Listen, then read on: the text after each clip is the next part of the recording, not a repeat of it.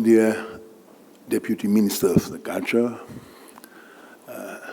dear ex-Minister Katselis, dear President Smith, dear President Lambrianidis, dear General Secretary Georgounzos, distinguished guests, ladies and gentlemen, it's indeed an honor and pleasure for me, in my capacity as the Dean of the Law Faculty of the National Kapodistrian University of Athens, to welcome you in this prestigious event, in this prestigious conference.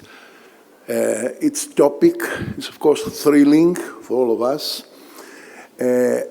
I might save powers in order to participate in the main panel, the legislative one. Nevertheless, I'll not resist the temptation of making here some brief preliminary remarks. It is said, perhaps by Einstein, that technology never raises new problems, new issues. It re-raises old ones. For instance, it is accused of causing unemployment. Perhaps where unemployment, for instance, where shall be in the future the domestic helpers? But even more, we might, even more generally speaking, we might here speak of the so-called Soloff paradox.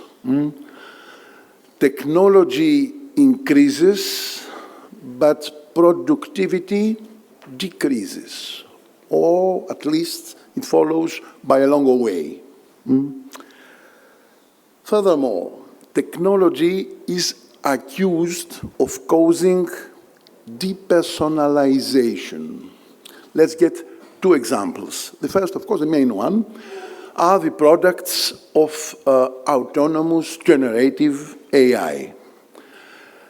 They are not, of course, products of human beings, so they are not considered to be works, protected works. Nevertheless, the investors urge to recognize them as sort of copyright, neighboring, or whatever authorship, the first example.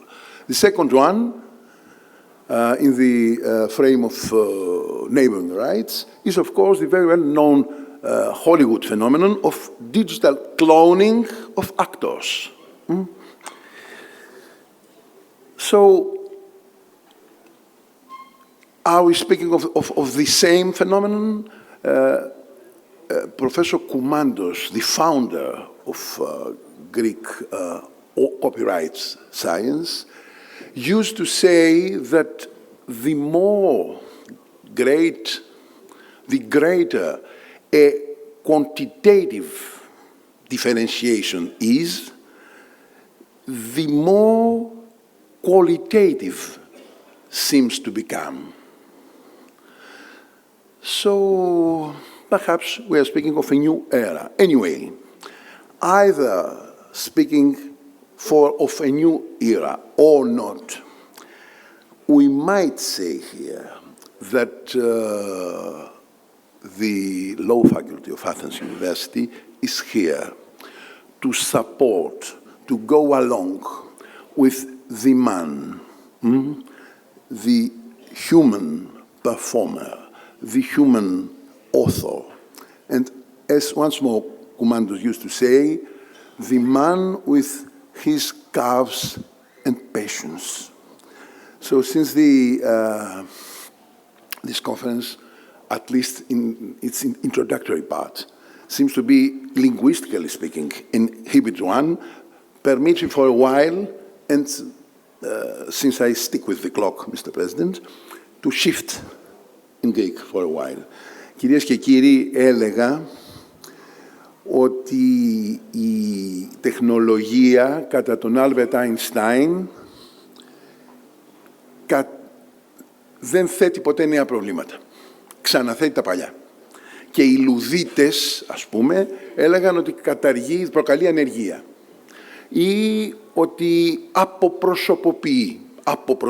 απομακρύνει από το πρόσωπο.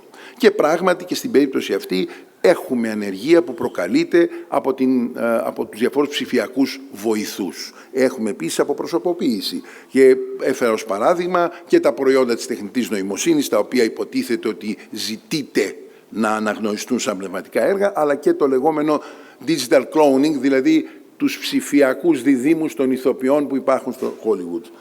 Είπα λοιπόν ότι πιθανόν να είναι τόση η απόσταση πια, τόσο εκτεταμένο το φαινόμενο, ώστε να μην μιλάμε απλώς για ένα ακόμη τεχνολογικό φαινόμενο, μιλάμε για μια νέα εποχή. Και είπα ότι ό,τι και να γίνει, εμείς εδώ, σαν νομική σχολή, που έχουμε την τιμή να προσφέρουμε την αιγίδα μας σε αυτή την διοργάνωση, είμαστε εδώ ακολουθώντας τον Γιώργο Κουμάντο, ιδρυτή της πνευματικής ιδιοκτησίας στην Ελλάδα, που έλεγε ότι η πνευματική ιδιοκτησία είναι εδώ για να υποστηρίζει τον άνθρωπο, τον δημιουργό, τον εκτελεστή, με τα πάθη και τα μεράκια του. Σας ευχαριστώ πολύ.